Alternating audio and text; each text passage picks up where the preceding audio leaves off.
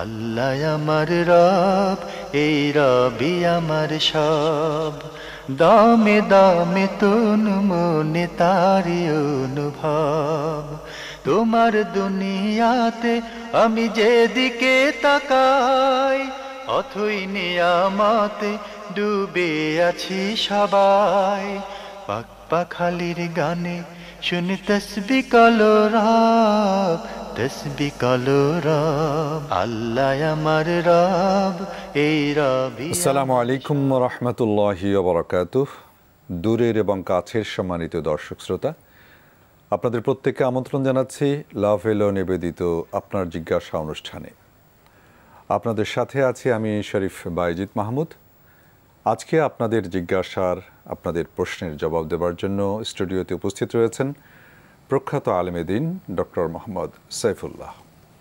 আসসালামু আলাইকুম রহমতুল্লাহি ওয়া বারাকাতুহু। আজকে প্রথমে যে মেইলটি পাঠিয়েছেন তশফিক নূর তৌফিক, আপনি লিখেছেন, আমাকে আমার এক বন্ধু বলেছে যে বর্তমান পৃথিবীর শাসন করছে দাজ্জাল। এমনকি সে এও বলছে তামিম আদ-দারির সাথে দাজ্জালের সাক্ষাতে সেই হাদিসের আলোকে সে বলছে যে ওই দ্বীপটি পাকিস্তানের দিকে অবস্থিত। তার যুক্তি, সেখানে একটি কালী মন্দির আছে, আর সেই কালী সেই অদ্ভুত প্রাণী যার তথ্য তামিম আল-দারি রাদিয়াল্লাহু তাআলা আনহুর হাদিসে আছে। এমনকি আমার এই বন্ধু এমনও দাবি করছে যে আগামী ৬-৭ বছরের মধ্যে দাজ্জালের আবির্ভাব হবে। এ ব্যাপারে আপনার মতামত বা ইসলামের মতামত জানতে চাচ্ছি। ধন্যবাদ।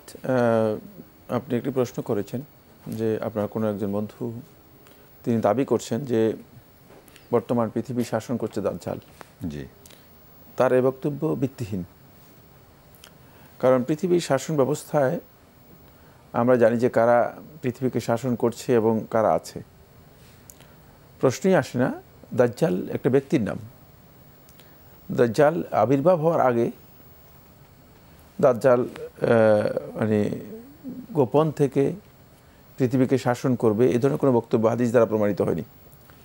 হাদিসের কোথাও এইভাবে আসেনি যে দাজ্জাল আসার আগে দাজ্জাল মানে আত্মগোপনে থেকে পৃথিবীকে শাসন করবে। মানে দাজ্জাল সুনির্দিষ্ট একজন ব্যক্তি, এটা আমাদেরকে জানতে হবে। এবং সে আদম সন্তান, যদিও এই বিষয়ে বিভিন্ন বক্তব্য রয়েছে, বিশুদ্ধ বক্তব্য হচ্ছে সে আদম সন্তান হবে। আচ্ছা। এবং তাকে এক্সট্রা কিছু পাওয়ার বা ক্ষমতা দেওয়া হবে, যেটা রাসূলুল্লাহ সাল্লাল্লাহু আলাইহি ওয়াসাল্লাম হাদিসে ইরশাদ করেছেন। বাকি দাজ্জাল কোনো প্রযুক্তি অথবা কোনো ধরনের মানে ক্ষমতার নাম নয়, যেটা আজকে কিছু সংখ্যক লোক ধারণা করে থাকে অথবা বিচ্যুত বিভ্রান্ত আকীদার লোকেরা বলে থাকে। দাজ্জাল কোনো ক্ষমতার নাম নয়, কোনো সভ্যতার নাম নয়, অথবা কোনো টেকনোলজির নাম নয়, অথবা বিশ্বায়নের নাম নয়, অথবা কোনো গ্লোবাল মানে মিডিয়ার নাম নয়। এটি সুনির্দিষ্ট একটি ব্যক্তি, যেহেতু এর বৈশিষ্ট্য সুস্পষ্টভাবে রাসূলুল্লাহ সাল্লাল্লাহু আলাইহি ওয়াসাল্লাম হাদিসের মধ্যে উল্লেখ করেছেন। সুতরাং আপনার এই বন্ধুর বক্তব্য একেবারে ভিত্তিহীন। দ্বিতীয় যে বিষয়টি তিনি উল্লেখ করেছেন সেটি হচ্ছে হাদিসুল জাসসাসা। ইমাম মুসলিম রাহিমাহুল্লাহ তাআলা তার সহিতে যেটি বর্ণনা করেছেন, জাসসাসা সেখানে আসলে মানে দাজ্জালের কথা আসেনি। সেটা একটা ঘটনা ইমাম মুসলিম রাহিমাহুল্লাহ তাআলা তামিম আদ-দারি রাদিয়াল্লাহু তাআলা আনহু বর্ণনা করেছেন, আল্লাহ রাসূল সাল্লাল্লাহু আলাইহি ওয়াসাল্লামকে শুনিয়েছেন। রাসূলুল্লাহ সাল্লাল্লাহু আলাইহি ওয়াসাল্লাম সে অবস্থানকে রাসূলুল্লাহ সাল্লাল্লাহু আলাইহি ওয়াসাল্লাম এই দিক থেকে সমর্থন করেছেন। রাসূলুল্লাহ সাল্লাল্লাহু আলাইহি ওয়াসাল্লাম যে রাসূল সাল্লাল্লাহু আলাইহি ওয়াসাল্লাম যেভাবে দাজ্জালের ব্যাপারে সতর্ক করেছেন, ঠিক তামিম আদ-দারি রাদিয়াল্লাহু তাআলা আনহু ইসলাম গ্রহণ করার আগে দাজ্জালের বিষয় সম্পর্কে তিনি অবহিত ছিলেন, যেহেতু এই বিষয়ে আগে থেকেও সতর্ক করা হয়েছে। এই দিক থেকে রাসূলুল্লাহ সাল্লাল্লাহু আলাইহি ওয়াসাল্লাম বিষয়কে সমর্থন করেছেন। কিন্তু স্পষ্ট করে রাসূলুল্লাহ সাল্লাল্লাহু আলাইহি ওয়াসাল্লাম কথা ওই হাদিসে তাকরীর করেননি, স্পষ্ট করে উল্লেখ করেননি, অথবা স্পষ্ট করে রাসূলুল্লাহ সাল্লাল্লাহু আলাইহি ওয়াসাল্লাম জানিয়ে দেননি যে এই ব্যক্তি দাজ্জাল এবং এই ব্যক্তির আবির্ভাব ঘটবে। আরেকটি বিষয় রয়েছে, সেটা হচ্ছে এই দাজ্জালের মূল যে দাজ্জাল রয়েছে, দাজ্জালের আগেও কিছু দাজ্জালের আবির্ভাব ঘটবে। আচ্ছা। যারা মানে দাজ্জালের মতোই কিছু কাজ করবে। এদের অনেকেই ভণ্ড নবী হবে, অথবা অনেকে মানে মানুষদেরকে প্রতারিত করার জন্য দাজ্জালের মতো এই ধরনের কিছু কাজ করবে। মানুষ এর মাধ্যমে অনেকেই ফিতনায় নিমজ্জিত হবে, অনেকে হেদায়েত ভ্রষ্ট হবে, অনেকে বিভ্রান্ত হবে। মানে এই ধরনের ফিতনার সেই দিক থেকে তামিম দারী রাদিয়াল্লাহু তাআলা আনহু দেখেছেন যেটি, সেটা হয়তো একজন দাজ্জাল হতে পারে। দাজ্জাল মিনাদ দাজ্জাজিলা, অনেকগুলো দাজ্জাল, যেহেতু রাসূলুল্লাহ সাল্লাল্লাহু আলাইহি ওয়াসাল্লাম একটা হাদিসের মধ্যে বলেছেন, সেটাও সহিহ হাদিস, দাজ্জালুনা সালাসুনা কাযাবুন, যে মিথ্যাবাদী দাজ্জাল এর সংখ্যা 30 জন হবে। সুতরাং বোঝা যাচ্ছে যে এই ধরনের দাজ্জালের আগমনের আগে যে দাজ্জালদের আগমন ঘটবে তাদের মধ্যে হয়তো একজন হতে পারে, মানে যার ব্যাপারে বলা হয়েছে। এটা তামিম দারীর হাদিস থেকে এটা বোঝা যাচ্ছে, হাদিস থেকে এটা বোঝা যাচ্ছে।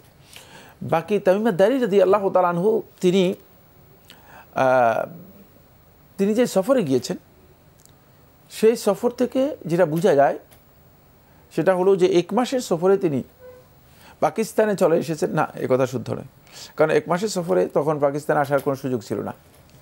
মানে এটা একটা বিভ্রান্তিকর বক্তব্য।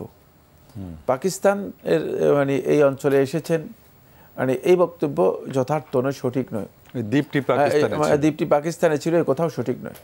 কারণ হচ্ছে তামিম দারী রাদিয়াল্লাহু তাআলা কোথায় থেকে কোথায় সফর করেছেন সে বিষয়টি হাদিসের কোথাও উল্লেখ করা হয়নি। আহলে হাদিসগণ এই বিষয়ে অনেক ব্যাখ্যা করেছেন নিজেদের ধারণা অনুযায়ী, কিন্তু কোথাও আহলে হাদিসদের মধ্যে কেউ এই কথা বলেননি যে সে দ্বীপটা পাকিস্তানে হতে পারে অথবা ভারত সাগরে হতে পারে। এ ধরনের কোনো বক্তব্য আসেনি, এ ধরনের কোনো বক্তব্য আহলে হাদিসদের কাছ থেকে আসেনি। সুতরাং এটা একেবারেই ধারণা মানে ভিত্তিক একটি বক্তব্য। কারণ তিনি সর্বোচ্চ যদি হয় যেটা, সেটা হচ্ছে হতে পারে যে তিনি মানে আরব সাগরের কোনো এক অঞ্চলে এই দ্বীপে তিনি কি করেছেন, গিয়েছিলেন। কিন্তু দাজ্জালের আগমন কিন্তু আরব সাগর থেকে হবে না, একথাও রাসূলুল্লাহ সাল্লাল্লাহু আলাইহি ওয়াসাল্লাম আরেকটি হাদিস থেকে স্পষ্ট করে দিয়েছেন। তাহলে বোঝা যাচ্ছে যে ওই হাদিসের মধ্যে দাজ্জাল বলতে আসলে সেই দাজ্জাল নয়। দাজ্জালের ব্যাপারে আল্লাহ রাসূল সাল্লাল্লাহু আলাইহি ওয়াসাল্লাম সতর্ক করেছেন, এবং দাজ্জালের ব্যাপারে রাসূলুল্লাহ সাল্লাল্লাহু আলাইহি ওয়াসাল্লাম সুনির্দিষ্টভাবে উল্লেখ করেছেন, সে দাজ্জাল নয়। তাহলে এই বক্তব্য এখানে সঠিক নয়, কারণ পাকিস্তানের কোনো দ্বীপ থেকে দাজ্জাল বের হবে এ ধরনের বক্তব্য এখান থেকে বোঝা যায় না। উনি প্রশ্নের শেষের দিকে আবার বলছে, বন্ধু দাবি করছে যে 6-7 বছরের মধ্যে দাজ্জালের আবির্ভাব হবে। তার এই যে বক্তব্য, এই বক্তব্য একেবারে ভিত্তিহীন, যেহেতু দাজ্জালের আগে আরও কিছু কিয়ামতের আলামত রয়েছে যেগুলো হাদিস দ্বারা প্রমাণিত হয়েছে। দাজ্জালের আগমনের আগে আরও অনেকগুলো বিষয় রয়েছে যেগুলো সংগঠিত হবে, এর একটিও এই পর্যন্ত সংগঠিত হয় নাই। ধন্যবাদ। অনেক গুরুত্বপূর্ণ একটি বিষয় দর্শক আপনি বললেন, আশা করছি যে এই বিষয়টি ক্লিয়ার হয়েছে আপনার। এরপরে মোহাম্মদ হারুন চৌধুরী আপনি লিখেছেন, আসসালামু আলাইকুম রহমতুল্লাহ, জাযাকাল্লাহ খয়রান। আপনাদেরকে অনেক অনেক শুভ কামনা ও অভিনন্দন। আল্লাহ সুবহানাহু ওয়া তাআলা আপনাদেরকে নেক হায়াত দান করুন। এনটিভির কলা কৌশলীদের প্রতিও আপনি শুভেচ্ছা জানিয়েছেন, আপনাকে অসংখ্য ধন্যবাদ। আপনি আমাদের জন্য শুভেচ্ছা জানিয়েছেন সবার প্রতি। প্রশ্ন করেছেন, এশা সালাতের পর আল্লাহ রসুল সাল্লাল্লাহু আলাইহি ওয়াসাল্লাম অনেক আমল করতেন। সময়ের স্বল্পতার জন্য নামাজের শেষে চলার পথে এক আজকার আদায় করলে তা আদায় হবে কিনা দয়া করে জানাবেন। আমরা চলতে ফিরতে তাসবিহ, দরুদ, আবার কোরআনুল কারীমের সূরা পাঠ করি, এগুলো ঠিক আছে কিনা জানাবেন। আজকারের যদি আপনি দেখেন যে কোনো কারণে ব্যস্ততা থাকে, সময় না থাকে, তাহলে আপনি পথে চলার পথেও আদায় করতে পারবেন, এতে আপনার আজকার আদায় হয়ে যাবে। আচ্ছা, আদায় হয়ে যাবে। কিন্তু মানে আপনি মসজিদে বসে, মুসাল্লায় বসে আজকার করার যে ফজিলত আর হাঁটতে যে ফজিলত, সে ফজিলত সমান নয়, সেটা আপনাকে জানতে হবে। দুইটার মধ্যে মানে মানগত দিক থেকে পার্থক্য রয়েছে, সে বিষয়টি মানে জ্ঞানে রেখে, বিবেচনায় রেখে তারপরে বুঝতে হবে যে হ্যাঁ, আপনি আজকারগুলো আপনার আদায় হয়ে যাবে। আজকারের ফজিলত যেগুলো আছে সেই ফজিলতও আপনি পাবেন, কিন্তু মুসাল্লায় বসে আজকার করার যে ফজিলত সেটি আপনি পাবেন না। যেমনিভাবে রাস্তায় চলাফেরা, হাঁটা চলা অথবা কোথাও যাওয়া আসা ইত্যাদির মধ্যে যদি কেউ জিকির করেন, তিনি অবশ্যই ফজিলত পাবেন এবং জিকির করা জায়েজ, এতে কোনো অসুবিধা নেই ইনশাআল্লাহ তাআলা। জি, শুকরিয়া। এরপরে যিনি মেইল পাঠিয়েছেন, নাম প্রকাশ না করতে অনুরোধ করেছেন। আপনি লিখেছেন, অনেক চাকুরির পরীক্ষায় মুখমণ্ডল, কান খোলা রাখতে বলা হয়। এসব পরীক্ষায় কি আমি মহিলা হিসাবে অংশগ্রহণ করতে পারবো? যদি বাধ্যতামূলক হয় তাহলে অংশগ্রহণ করা আপনার জন্য জায়েজ রয়েছে, আপনি অংশগ্রহণ করতে পারবেন। কিন্তু বাধ্যতামূলক না হলে আপনার জন্য বৈধ নয়। আপনি কান মুখমণ্ডল খুলে লোকদের সামনে আপনি এ ধরনের পরীক্ষায় অ্যাটেন্ড করবেন। বাধ্যতামূলক যদি হয়ে থাকে তাহলে আপনার জন্য এটি বৈধ। জি, আপনার আরও একটি প্রশ্ন রয়েছে। আপনার একটি প্রশ্নের উত্তর ইতিমধ্যে দেওয়া হয়েছে। আপনি আরও লিখেছেন, আমরা যশোরে থাকি, আপনার আব্বু হবিগঞ্জে চাকরি করেন। আমরা 1 মাস আব্বুর সাথে থাকবো চিন্তা করেছি। আব্বু বাসা নিয়ে থাকেন এখানে। এখন আমার প্রশ্ন হলো, আমরা কি এই 1 মাস পুরো নামাজ পড়বো নাকি কসর পড়বো? হ্যাঁ, ধন্যবাদ। আপনারা মুসাফির হিসেবে কসর করতে পারবেন, যেহেতু আপনারা সফরের উদ্দেশ্যে যাচ্ছেন। জি, সেখানে স্থায়ীভাবে আপনারা থাকবেন না এবং স্থায়ী মুকিম হওয়ার যেই নিয়ত, সে নিয়ত আপনাদের নেই। তাহলে এক্ষেত্রে আলা নিয়াত সফর, যদি কোনো ব্যক্তি সফরের নিয়তে থাকে তাহলে সে ব্যক্তি যতদিনই থাকুক না কেন সেখানে সে মুসাফির, আচ্ছা, এবং সে কসর করবে। এক্ষেত্রে আপনাদের জন্য বৈধ, আপনারা কসর করতে পারবেন যদিও আপনারা 30 দিন থাকেন, কোনো অসুবিধা নেই ইনশাআল্লাহ তাআলা। ইনশাআল্লাহ। আশা করছি বোন আপনার 2টি প্রশ্নের উত্তরই আপনি পেয়ে গেছেন। মেইল করার জন্য ধন্যবাদ। এরপরের মেইলটি পাঠিয়েছেন মোহাম্মদ ভুঁইয়া। আপনি লিখেছেন, কাউকে জাহান্নামী অনুরূপভাবে কাউকে জান্নাতি সাব্যস্ত করা আমাদের জন্য কতটুকু যুক্তিযুক্ত, যেখানে মুসলমান হিসেবে আমরা জানি যে শেষ বিচারের মালিক একমাত্র আল্লাহ সুবহানাহু ওয়া তাআলা। কাউকে জাহান্নামী বা কাউকে জান্নাতি বলা যাবে কিনা? না, কাউকে নিশ্চিতভাবে জাহান্নামী অথবা জান্নাতি বলা জায়েজ নেই। জাহান্নামী অথবা জান্নাতি বলা জায়েজ নেই। তার কারণ হচ্ছে জান্নাত এবং জাহান্নাম আল্লাহ রাব্বুল আলামিনের কর্তৃত্বে এবং অনুগ্রহে আমরা লাভ করব। সুতরাং দুনিয়ার কোনো মানুষ তিনি তার আমলের বিবেচনায়, তার ইবাদত এর বিবেচনায় সে জান্নাতি হয়ে যাবে অথবা তার আমলের কারণে সে জাহান্নামী হয়ে যাবে, এ কথা বলার সুযোগ নেই। বাকি যদি কোনো ব্যক্তি এমন কাজ করে যে কাজের ব্যাপারে রাসূলুল্লাহ সাল্লাল্লাহু আলাইহি ওয়াসাল্লাম হাদিসে জান্নাতের সুসংবাদ দিয়েছেন, অথবা যে কাজের কারণে রাসূলুল্লাহ সাল্লাল্লাহু আলাইহি ওয়াসাল্লাম হাদিসে জাহান্নামের কথা বলেছেন, তাহলে ওই ব্যক্তির ব্যাপারে বলা যেতে পারে যে এই ব্যক্তি মানে এই কাজের কারণে জাহান্নামী হতে পারে, মানে জাহান্নামে যেতে পারে। জি, এ কথা মানে জাহান্নামী হবে নিশ্চিত করা বলার সুযোগ নেই, গ্যারান্টি অথবা সুনির্দিষ্ট ব্যক্তিকে জাহান্নামী বলার সুযোগ নেই। মানে এই বৈশিষ্ট্য যদি তার কারো কাছে থাকে তাহলে সে জাহান্নামী হতে পারে, যেহেতু রাসূলুল্লাহ সাল্লাল্লাহু আলাইহি ওয়াসাল্লাম হাদিসের মধ্যে স্পষ্ট করে এই বিষয়গুলো বলেছেন। আমরা দেখি রাসূলুল্লাহ সাল্লাল্লাহু আলাইহি ওয়াসাল্লাম বলেছেন, সালাসুন কাদ হাররামাল্লাহু আলাইহিমুল জান্নাহ, 3 দল লোক যাদের উপর আল্লাহ তাআলা জান্নাতকে হারাম করে দিয়েছেন। অন্য রিওয়ায়াতের মধ্যে আছে সালাসুন আও সালাসাতুন লা ইয়াদখুলুনাল জান্নাহ ওয়া লা ইয়ানজুরুল্লাহু ইলাইহিম ইয়াউমাল কিয়ামা, 3 দল লোক আল্লাহ সুবহানাহু ওয়া তাআলা তাদেরকে জান্নাতে প্রবেশ করাবেন না, অথবা তারা জান্নাতে প্রবেশ করবে না, এবং আল্লাহ সুবহানাহু ওয়া তাআলা তাদের দিকে তাকাবেন না কিয়ামতের দিন। তার মধ্যে আল মুদমিনুল খামর, যে নিয়মিত মাদকাসক্ত, মদ খায়, মদ ব্যবহার করে, মাদকের সাথে জড়িত রয়েছে, নিয়মিত মাদক গ্রহণ করে, মাদক সেবন করে। দ্বিতীয় নম্বর হচ্ছে আল আকলে ওয়ালিদাইহি, পিতামাতার অবাধ্যচারী, পিতামাতার সাথে খারাপ ব্যবহার করেছে, দুর্ব্যবহার করেছে, পিতামাতার হক নষ্ট করেছে এই ব্যক্তি। 3 নম্বর হচ্ছে আল দাইয়ুস আল্লাজি ইউকিরু ফি আহলিল খাবাস, ও দাইয়ুস ব্যক্তি যে তার ফ্যামিলির মধ্যে, পরিবার পরিজনে যারা আছে, এমন স্ত্রী হতে পারে, সন্তান সন্ততি হতে পারে, তাদেরকে অশ্লীলতার জন্য সুযোগ করে দিয়েছে, অশ্লীলতাকে মানে তাদের জন্য বৈধ করে দিয়েছে, ওপেন করে দিয়েছে। মানে এই যে 3 দল ব্যক্তি, এই 3টি বৈশিষ্ট্য যদি পাওয়া যায় তাহলে বলা যেতে পারে যে এই লোক জান্নাত লাভ করতে পারবে না, অথবা জাহান্নামী হতে পারে। কিন্তু সুনির্দিষ্ট করে কোনো ব্যক্তিকে জাহান্নামী বলা এটি বৈধ নয়। কিন্তু কোনো যারা কুফরি অবস্থায় যাদের মৃত্যু হবে আমরা নিশ্চিত জানতে পারবো তারা জাহান্নামী, এতেও কোনো সন্দেহ নেই। অসংখ্য ধন্যবাদ মোহাম্মদ ভুঁইয়া। আপনার প্রশ্নটি আশা করছি বিস্তারিতভাবে শায়েখ বলেছেন। আমরা এটা জ্ঞাত হলাম যে আসলে কাউকে সুনির্দিষ্টভাবে জান্নাতি বা জাহান্নামী বলার কোনো সুযোগ ইসলাম আমাদেরকে দেয়নি। এরপরের যে মেলটি, তিনিও নাম প্রকাশ না করার জন্য অনুরোধ জানিয়েছেন। প্রশ্ন করেছেন আপনি, 1, সালাতে ওয়াসওয়াসা আসলে কি আউযুবিল্লাহি মিনাশ শাইতানির রাজিম বলে বাম দিকে থু দেওয়া যাবে? এক্ষেত্রে কি 3 বার থু দিতে হবে? আর ফরজ সালাতেও কি এভাবে থু দেওয়া যাবে?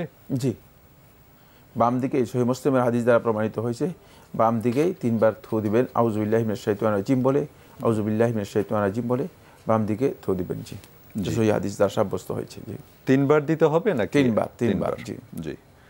আপনি আরো প্রশ্ন করেছেন, সালাতে যখন আমরা সালাম ফিরাই তখন দৃষ্টি কোন দিকে থাকবে, আর এই সালাম কি আমরা ফেরেশতাদের দিয়ে থাকি?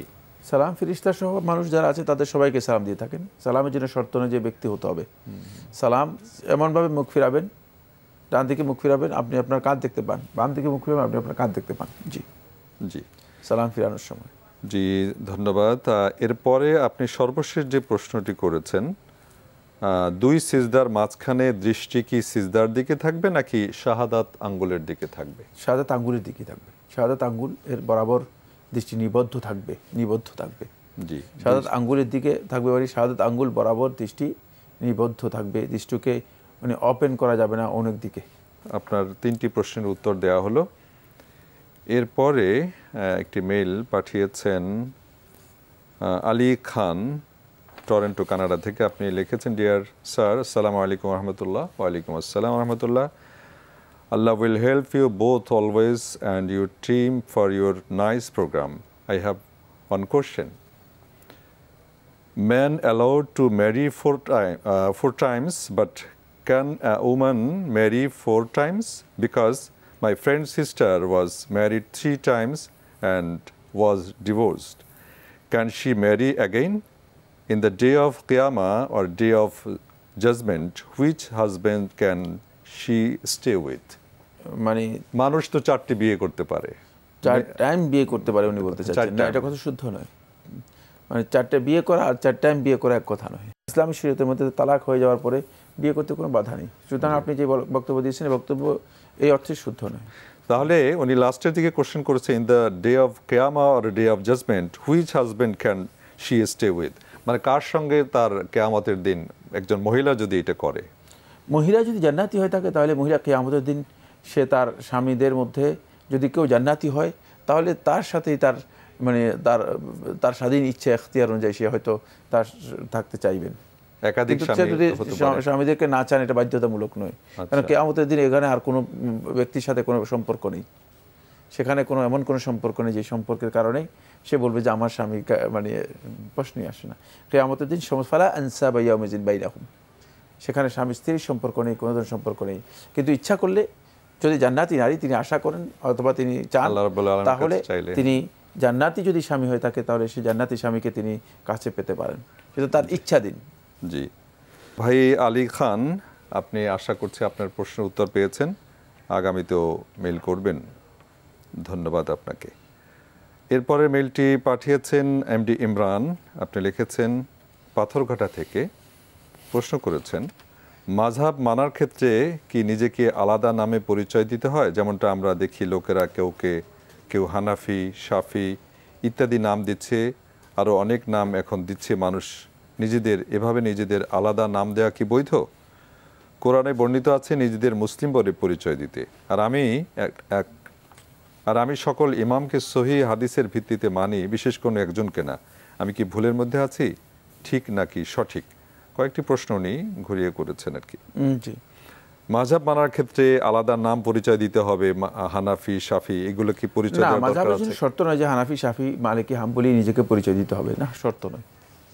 কোনো ব্যক্তির জন্য এটা ওয়াজিব বা বাধ্যতামূলক বিষয় নয় যে তিনি এই পরিচয় দেবেন। তিনি মাযহাবের আলেমের বক্তব্য গ্রহণ করতে পারেন, এটা তার জন্য জায়েজ। যদি তিনি মনে করেন যে আলেমের বক্তব্য কোরআন এবং হাদিসের দৃষ্টিতে গ্রহণযোগ্য এবং এই দলিল ভিত্তিক, তাহলে তিনি গ্রহণ করতে পারেন।